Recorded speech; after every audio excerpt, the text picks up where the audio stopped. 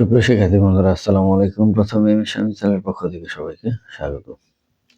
আজ ষষ্ঠ শ্রেণীর গণিত বইয়ের 12, 13, 14 পৃষ্ঠার সমাধান দেওয়া হলো। আশা করি ভালো লাগবে। 12 নম্বর পৃষ্ঠার নিচের দিকে আছে লঘিষ্ঠ সাধারণ গুণিতক, অর্থাৎ লসাগু। লঘিষ্ঠ সাধারণ গুণিতক, সংক্ষেপে লসাগু। আমরা জানি 4-এর গুণিতক গুলো, অর্থাৎ গুণিতক কি? গুণিতক হচ্ছে নামটা একটা গুণিতক ধরা যায় যে একটা সংখ্যাকে যে কোনো সংখ্যা দিয়ে গুণ করলে যে সংখ্যাটা পাওয়া যায় ওই সংখ্যাটাই হচ্ছে তার গুণিতক। অর্থাৎ 4কে যদি 1 দ্বারা গুণ দিই, 2 দ্বারা গুণ দিই, 3 দ্বারা গুণ দিই, এভাবে গুণ দিলে 4, 8, 12, 16, 20, 28, 32, 36, 40, 44 এভাবে আসতেই থাকবে। তো এগুলাই হচ্ছে গুণিতক। এখন 4-এর গুণিতক গুলো লেখা হয়েছে এখানে, তারপর 6-এর গুণিতক গুলো এখানে লেখা হয়েছে, আর 8-এর গুণিতক গুলো লেখা হয়েছে। তো এখানে ইত্যাদি লেখার কারণ হচ্ছে গুণিতক আরো আছে, এজন্য। এখন দেখা যাচ্ছে 4, 6, 8-এর গুণিতক গুলো 24, 48 ইত্যাদি এর মধ্যে সবচেয়ে ছোট গুণিতক হচ্ছে 24। সবচেয়ে ছোট গুণিতক কত? 24। তাহলে 4, 6, 8-এর লসাগু হচ্ছে 24। তো এই হচ্ছে লসাগু। এখন এখানে একটা সংজ্ঞা দেওয়া আছে, দুই বা ততোধিক সংখ্যার ক্ষুদ্রতম সাধারণ গুণিতক তাদের লঘিষ্ঠ সাধারণ গুণিতক অর্থাৎ লসাগু বলে। আবার 4, 6, 8 সংখ্যাগুলোকে মৌলিক গুণনীয়কে বিশ্লেষণ করলে পাওয়া যায়। আমরা এই যেখানে মৌলিক গুণনীয়কে বিশ্লেষণ করা আছে, 4কে 2 × 2, 6কে 2 × 3, 8কে 2, 2, 2, অর্থাৎ 2 দুগুণে 4, 4 দুগুণে 8।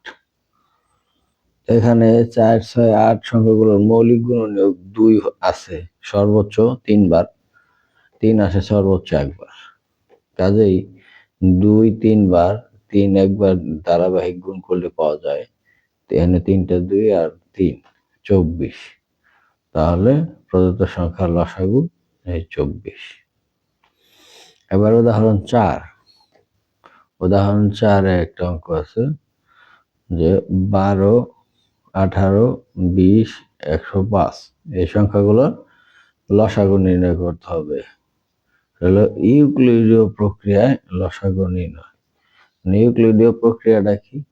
ইউক্লিডীয় একজনের নাম, সে এই প্রক্রিয়াটা তৈরি করছে, যার জন্য যেগুলোর নাম হচ্ছে ইউক্লিডীয় প্রক্রিয়ায় লসাগু নির্ণয়। তো প্রথমে আমরা অঙ্ক উঠা হয়েছে, অঙ্কটা উঠানোর পরে এইভাবে দাগ দিছে। দাগ দেওয়ার পর একে 2 দ্বারা সর্বনিম্ন সংখ্যা প্রথমে 2 দ্বারা দেখে সব যতগুলো ভাগ করা যায় ভাগ দিতে হবে।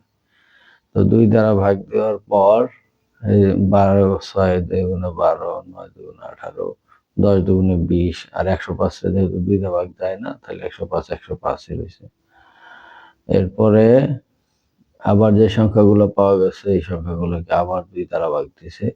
2 দ্বারা ভাগ দিলে 3, এটা 2 তে যায় না, 3 9 9, এটা 5 দুগুণে 10, এটা যায় না, 105 এর 105। এখন এই যে সংখ্যাগুলো আসছে এই সংখ্যাগুলোকে আবার 2 দ্বারা দেখি যায়, 2 দ্বারা যায় না, সবগুলোই বিজোড় সংখ্যা। তাহলে 3 দ্বারা যায়, 3 দ্বারা এটার ভাগ করা যায় একবার, 3 3 9, 5 এর 5, 3 দ্বারা 105 এর ভাগ করলে 35। এখন আবার যে সংখ্যাগুলো এখানে পাওয়া গেছে এই সংখ্যাগুলোকে আবার কত দেওয়া যায়? 5 দিয়ে। 1, 3 এর 3, 5 এর মধ্যে একবার যায়, আর 5 7 35। এখন এই যেখান দিয়ে যে সংখ্যাগুলো রয়ে গেল এই সংখ্যাগুলোরই গুণফল নির্ণয় লসাগু। তাহলে এখান দিয়ে কত আছে? এখান দিয়ে আছে 2 3 2 2 3 5 3 7। এগুলা যদি আমরা গুণ করি তাহলে আমরা 1260 পাবো। তাহলে 12, 18, 20, 105-এর লসাগু 1260। এখানে নিয়মগুলো লেখা দেওয়া আছে, তোমরা পড়ে নিও। এবার যে অংশটা আছে সেটা হচ্ছে গসাগু এবং লসাগুর মধ্যে সম্পর্ক। এক্ষেত্রে আমাদের একটা সূত্র অবশ্যই মনে রাখতে হবে, সেটা হচ্ছে দুইটি সংখ্যার গুণফল সমান সমান সংখ্যাদ্বয়ের গসাগু ইন্টু সংখ্যাদ্বয়ের লসাগু। এই সূত্রের সাহায্যে আমরা দুইটি সংখ্যার গুণফল বের করতে পারি। এখানে এরকম একটা উদাহরণ দেওয়া আছে 14 পৃষ্ঠায়, এই যে মৌলিক গুণনীয়কের সাহায্যে এত লসাগু নির্ণয়। তো মৌলিক এখানে 30-এ যদি আমরা ভাঙ্গাই, ঠিক এইভাবে যে 30-এ 2 দ্বারা দিলে 15, 3 দ্বারা দিলে 5, তাহলে 2, 3, 5, এই যে আমাদের 2, 3, 5 ভাঙ্গাইলাম। আবার অনুরূপ ভাবে ভাঙ্গাবো কত, 36কে যদি ভাঙাই তাহলে 36, 2 দ্বারা দিলে 18, 2 দ্বারা দিলে 9, 3 দ্বারা দিলে 3, তাহলে 2, 2, 3, 3। তাহলে এখানে আমাদের 36-এর এখানে আছে 2, 2, 3, 3। এবার ভাঙ্গাইলাম। আবার আছে কত, 40কে যদি এভাবে ভাঙ্গাই, 2, 20, 2, 10, 2, 5, তাহলে 2 আইছে 3টা আর 5 আইছে একটা। এভাবে আমরা যদি লিখি কত, এই যে 2 আইছে 3টা, 5 আইছে একটা। এখন 30, 36, 40-এর লসাগু কত হবে, এই যেখানে যে মিল আছে, 2 আছে সর্বোচ্চ 3টা, তাহলে 3টা 2, 3 আছে সর্বোচ্চ 2টা, 2টা 3, আর 5 আছে সর্বোচ্চ একটা করে, একটা 5। তাহলে আবার আমি বলতেছি যে যেগুলো আমাদের মৌলিক গুণনীয়ক হয়েছে এই যে 3টার মধ্যে, এগুলোর মধ্যে সর্বোচ্চ যে সংখ্যাগুলো আসছে ওই সংখ্যাগুলোর গুণফল। তাহলে 2 আসছে সর্বোচ্চ 3 বার, তাহলে 3, 2, 3টা গুণ। আবার 3 আসছে 2 বার, 2টা। 5 আসছে একবার করে, তাহলে 5 একটা। তাহলে 2 দুগুণে 4, 4 দুগুণে 8, 3 8 24, আবার 5 দুগুণে 10, 360, অর্থাৎ গুণফল 360। নির্ণয় লসাগু 360। এবার ভাগ প্রক্রিয়ায় গসাগু নির্ণয়। ভাগ প্রক্রিয়ায় গসাগু নির্ণয়। তাহলে আমরা এই যে 3টা সংখ্যা আছে, 3টা সংখ্যা ভাগ প্রক্রিয়ায় গসাগু নির্ণয় করব। প্রথমে এখানে হিসাব করতে হবে যে সবচেয়ে ছোট সংখ্যা যেটা আছে ওইটা দিয়ে তার বড় সংখ্যাটারে গুণ করতে হবে এবং এই ভাগ করতে হবে। আমার এই ভাগ প্রক্রিয়ার ফলে যে উত্তরটা আসবে এই উত্তর দ্বারা পরবর্তী সংখ্যাকে ভাগ করতে হবে। তাহলে আমাদের এখানে সর্বনিম্ন আছে 42, তারপর আছে 48। প্রথমে আবার 42 দ্বারা 56কেও ভাগ করা যায়। আমরা এই 42 দ্বারা 48 ভাগ করে যে উত্তর পাবো, ওইটা দ্বারা 56কে ভাগ করলে যে উত্তর পাবো সেটাও হবে। আবার আমরা সবচেয়ে ছোট আছে 42, 42 দ্বারা যদি আমরা এই 56কে ভাগ করে যে উত্তর আসবে ওইটা দ্বারা যদি 48 আবার ভাগ করি, যে উত্তর আসবে সেটাই উত্তর হবে। তো আমরা যে কোনোটা করতে পারি। তো প্রথমে আমরা সর্বনিম্ন সংখ্যা দিয়ে সর্বোচ্চ সংখ্যাটারে ভাগ করছি। 42 56 মধ্যে যায় একবার, আবার বিয়োগ করলে হয় হচ্ছে 14, এখানে 14 হয়েছে বিয়োগ করে। এখন এই 14 দ্বারা আবার এই 42কে ভাগ করা যায়, এই ভাগ করব। তাহলে 42-এর মধ্যে 14 3 বার যায়, 3 14 42। তাহলে এর উত্তর হবে, সব সময় গসাগুর বেলা উত্তর হবে এখানে যে ভাজক থাকবে সেই ভাজক। এটা কিন্তু ভাগফল হবে না, এখানে ভাজক যেটা হবে সেটা হচ্ছে উত্তর। এখন এই 14 দ্বারা আবার আমাদের 48কে ভাগ করতে হবে। 14 দ্বারা 48কে ভাগ করলে কি হয়, এখানে গেছে 3 14 42, এটা বিয়োগ করলে হয় 6, 6 দ্বারা ভাগ করবো আবার এই 14কে, 2 বার যায় 12, 2 অবশিষ্ট থাকে, এই 2 দ্বারা ভাগ করবো আবার এই 6কে, তাহলে 3 দুগুণে 6 মিলে গেল।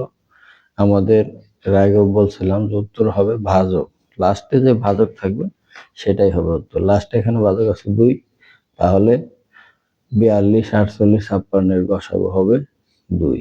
যে শেষ ভাজক হচ্ছে 2, নির্ণয় গসাগু 2। এরপরে আমরা দেখব 7 নম্বর উদাহরণ।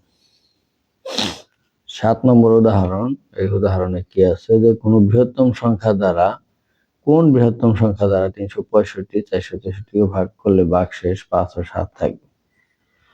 অর্থাৎ এখানে ভাগশেষ 5 এবং 7 থাকবে, এটা বলছে। তো যেহেতু ভাগশেষ 5, 7 থাকবে, তাহলে আমাদের এই ভাগশেষটাকে আগে এই সংখ্যাগুলো থেকে বাদ দিতে হবে।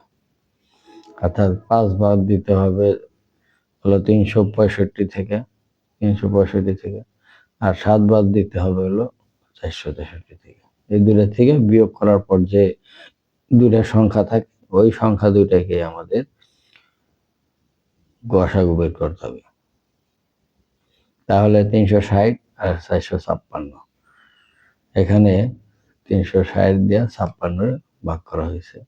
360 456 মধ্যে যায় একবার, 360 বিয়োগ করলে 96, এই 96 দিয়ে আবার 360 ভাগ করতে হবে, তাহলে যায় হচ্ছে 3 বার, 3 বার গেলে 288, 288 মধ্যে বিয়োগ করলে হচ্ছে 72, সরি, এই 72 দিয়ে ভাগ করে দেবো এই 96কে, 96 মধ্যে যায় একবার, 72 বিয়োগ করলে 24, 24 দিয়ে আবার এই 72 ভাগ করতে হবে।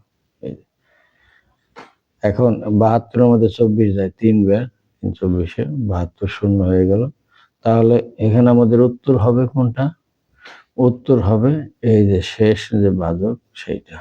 শেষ ভাজক কত ছিল আমাদের? 24।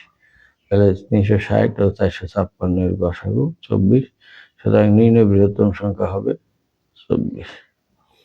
তো শিক্ষার্থী বন্ধুরা, আজ এ পর্যন্তই। দেখা হবে পরবর্তীতে নতুন কোনো ভিডিও নিয়ে। সে পর্যন্ত সবাই সুস্থ থাকবেন। ধন্যবাদ সবাইকে।